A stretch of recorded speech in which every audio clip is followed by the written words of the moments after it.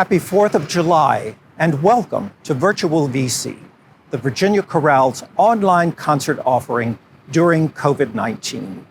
I'm Chuck Woodward, Artistic Director of the ensemble, and it's a pleasure to be with you today to celebrate Independence Day and music of America. The chorale opened with Irving Berlin's popular song, Blue Skies. Speaking of which, I'm here under blue skies in downtown Norfolk, and on the campus of historic St. Paul's Episcopal Church. This church was built in 1739. On January 1st, 1776, during the Revolutionary War and the British attack on Norfolk, a cannonball fired from the British frigate HMS Liverpool struck the southeast wall of the church. Today, St. Paul's and that cannonball serve as vivid reminders of Norfolk's colonial history and her role in the war for independence. We turn now to a 19th century American folk song. Its sweeping melody is one of the most familiar in all of music.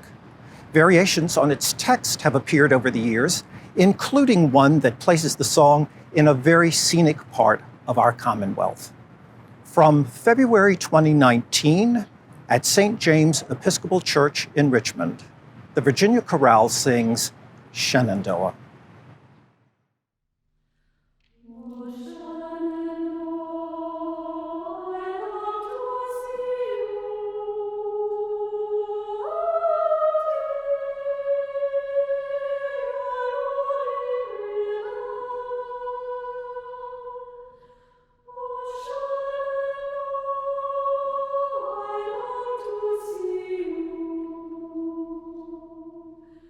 Well,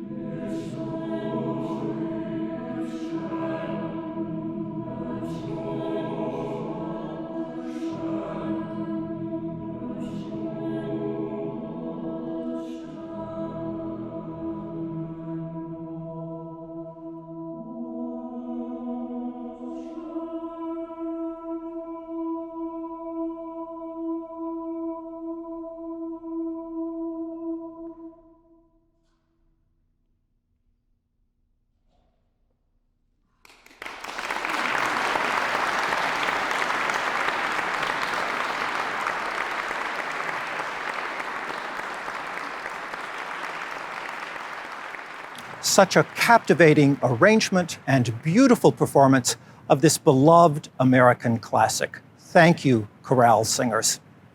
You know, like all ensembles, the Virginia Chorale has its own signature sound.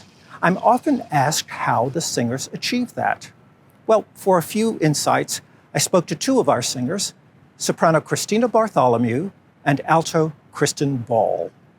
So now let's talk about that signature sound of the chorale. I hear this all of the time. What is it that creates that sound? And I was wondering if you might have any insights on that, and if you can point to a piece of music on which you think we really accomplished something quite unique in the sound of the ensemble. Kristen, why don't we start with you? Sure. Well, first of all, lots of practice. It's very important. But really, I think leadership from the conductor is what really helps us get to that signature sound that you're talking about. We have got to have that cohesion between the conductor and the group. And Chuck, I think we're very lucky to have you. You have lots of tools in your arsenal during a performance to communicate with us. And, as long as we're paying attention, we can respond to your cues that you're giving us. And I think one of the most cohesive performances that we had since I've been with the group is the Perry Songs of Farewell. We did that in 2018 in the fall. It's just a beautiful, lush piece. It's about a 30-minute work. The piece kind of progresses from more simple part writing to very complex part writing throughout that. And I just think that, we were very cohesive and the sound was very clear and the melodies and the harmonies just worked together so well. And I think that really speaks to the relationship between the conductor and the singers during that piece. Well, thank you for your kind comments. I would have to say that works both ways, that it is the talent and the singing of the singers that really inspires me in the conducting. So thank you very much. Christina. Right. So if I had to choose one piece, which is very difficult to do, that I particularly love, or I thought we really did demonstrate that unity of choral sound that we have, I'd have to say it was Joseph by Timothy Tkach. This piece starts out with the altos singing in unison. It takes humility, right, to be one voice, because all of our singers in their own right have beautiful solo voices. And we sort of put that on the shelf when we come to rehearse with the chorale, and we are sensitive to each other. And so we get that heavenly pure tone by being sensitive.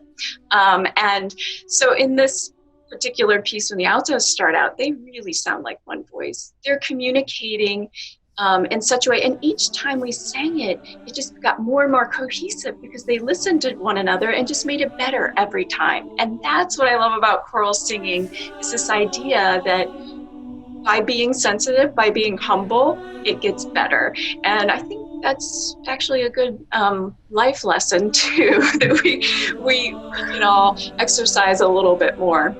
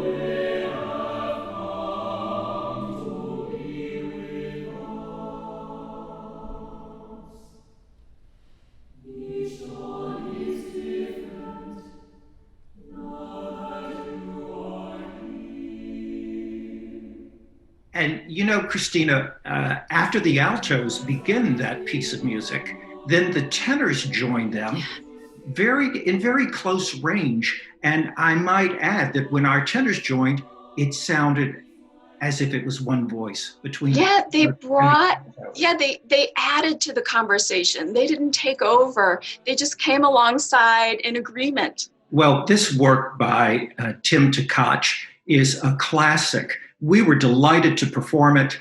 And in fact, we heard from Mr. Tkach following our performance. He heard the recording of it and was extremely complimentary to the chorale and has expressed interest in working with us on future projects. So congratulations to all of the singers on a superb performance. Well, I think that's about our time for today. It's been delightful speaking with you both, and I know I speak on behalf of all of the viewers that we look forward to seeing you both and all of the singers of the Virginia Chorale back in concert just as soon as we can. Thanks again. Thank you. Thanks, Chuck. It has been a pleasure to be part of your July 4th celebration. Our concert concludes with a patriotic standard we performed last February at the Susan S. Goode Fine and Performing Arts Center at Virginia Wesleyan University.